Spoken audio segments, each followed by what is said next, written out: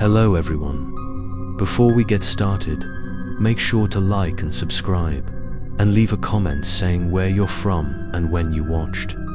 That way, YouTube will continue to show you stories like this. Now, let's get started. I knew that if I continued to stay in the house without understanding its past, I would gradually lose myself like those who had gone before. So I decided to leave the house for a day and go to the city's civil archives to find information about the first owner who had lived here. It took me nearly 2 hours to search through the dusty paper archives. I finally found the name of the first man to register ownership of house number 44 in 1952. His name was Thomas Laird, a strange name for an area with all indigenous people. This man moved from somewhere else and built the house on a vacant lot that had previously been abandoned. After a fire in 1947, I flipped through the records and discovered something unusual.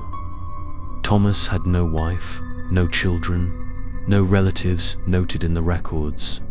Everything was blank, and even the portrait was blurred as if it had been erased or burned.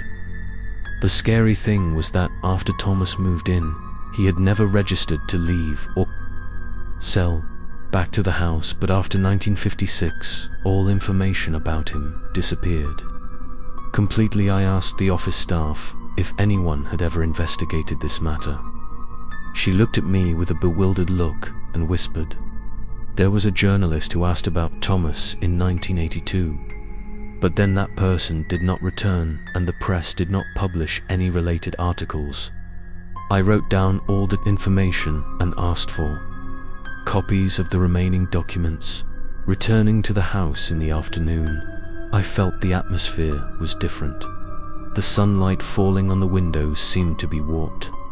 Each of my steps echoed in the house, not like a normal sound, but like someone was repeating the footsteps behind me. I opened the files spread out on the living room table.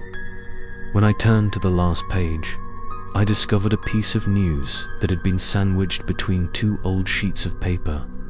The yellowed newspaper clipping was printed in 1955. The headline was large and bold: "The mysterious man suspected of being involved in a series of strange disappearances in the area." The content of the article described how during the 2 years he lived here, Thomas had reported by neighbors many times because of the screams coming from the house at night. Delivery people did not dare to go to the door because of the unbearable stench, but every time the police came, he was not home or refused to see.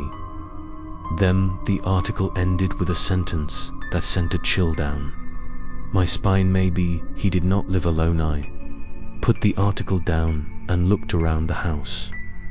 Everything was still quiet, but I felt something awakening from those words.